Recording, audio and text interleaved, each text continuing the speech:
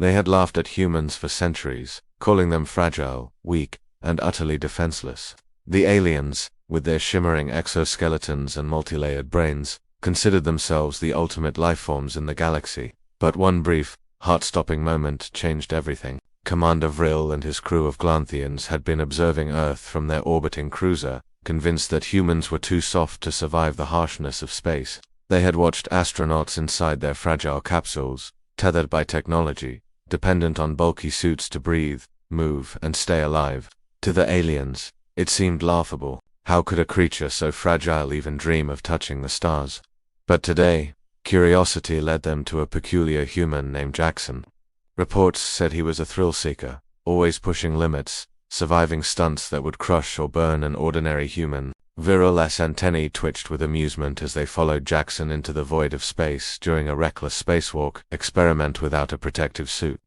The alien's multifaceted eyes widened in disbelief as Jackson floated freely in the black vacuum, his body exposed to the zero pressure and biting cold.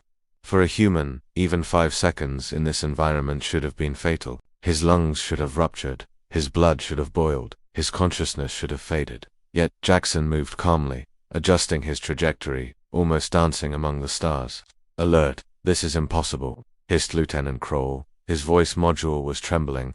"Human physiology cannot survive such conditions." Jackson's mind remained clear, his body resisting the void with an almost absurd defiance. For 20 seconds he drifted, eyes wide open, staring at the swirling nebulae around him. Every alien organ in the observation deck screamed in confusion and awe. This was not weakness. This was resilience, the likes of which they had never imagined. Then, as suddenly as it began, Jackson's own thrusters fired, pulling him gently back toward the station. He re-entered the safety of his capsule, unharmed and grinning like a boy who had just found treasure in his backyard.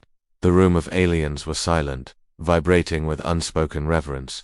Commander Vril slowly reclined in his chair, processing the event. "Perhaps we underestimated them," Vril whispered, his tone almost respectful. "For centuries, we have mocked the humans, but one has shown strength that transcends our understanding."